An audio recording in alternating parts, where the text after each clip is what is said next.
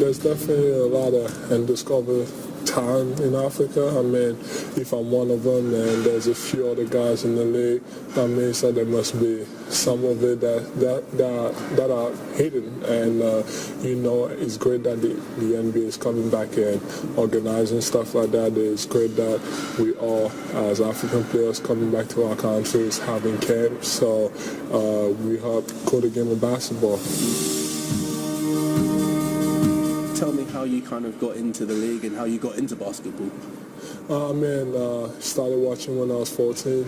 I started with the NBA Finals. It was, I think, the Lakers against Orlando, and that's how I became a big Kobe fan. And from there, I wanted to start, but my dad didn't want to let me start. So right when I was 16, one of my uncles and some of his friends had to talk to him.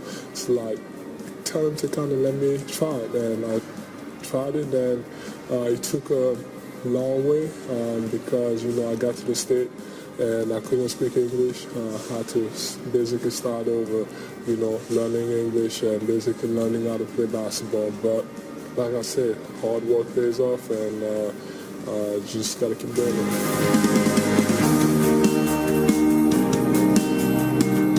You said your dad wasn't keen on you playing basketball. Why is that?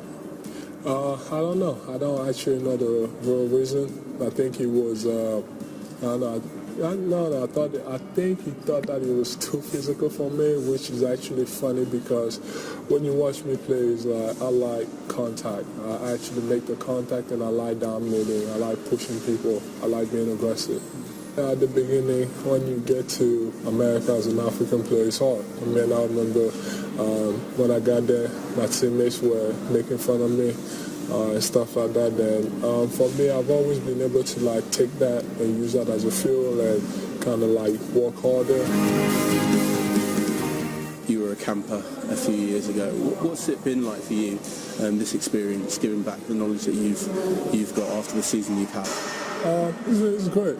That's what I want to do. And since last year, I kind of made it a goal to come back every year and trying to be with the kids because I was one of those kids back in 2011. So, I feel great being here, and I'm always excited. What's been the biggest lesson you've kind of wanted to impart on them? Hard work pays off. When you look at my story, I started playing basketball at 16, and I made it to the league when I was 19 years old. So it just shows you that anything is possible. If I did it, that means there's people out there that can do it too. So I just want them to look at me and be around me and kind of tell me, ask me questions and ask me how I did it. But all I can say is that hard work pays off. I put in a lot of hours and I keep doing it.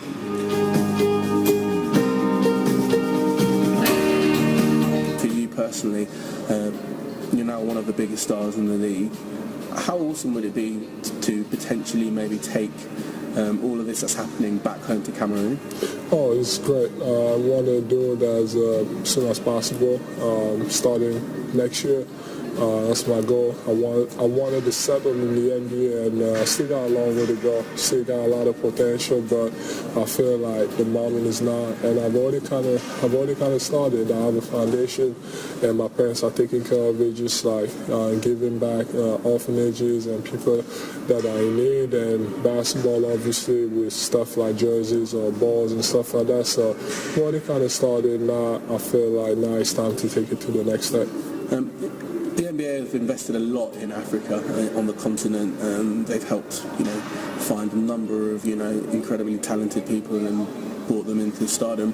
Why do you think that they have been so deliberate with their plans in Africa? I don't know. Stuff like Basketball Without Borders, coming back every year, organizing this type of stuff, inviting the best kids in Africa to come together and learn how to play. I see this as an opportunity to learn. I remember when I was as a kid, 16, I was here, and I was so excited just being around the legends, NBA players, because I was like, this is crazy. You want to be around that, and you want to learn from all of them. So I really appreciate what the NBA has been able to do, and also I want to thank the coaches, the legends, the NBA players, the fans that are always supporting us, and obviously the media. Nothing is given. You got to work twice as hard as your teammate or the American. So you kind of isolated, your family's not there. So I think you just got to set goals for yourself. And you just got to keep on pushing it. Obviously, it takes a little bit of luck and blessings by God, but just got to keep walking. It's hard. I want to be the best player in the league, and I want people to say that, an African basketball player is the best player in the whole world. I feel like he's going to be great, especially for the young kids or basketball in general, just knowing that, there's an African player. It's the best player in the best league in the world. So if you did it, we can do it too.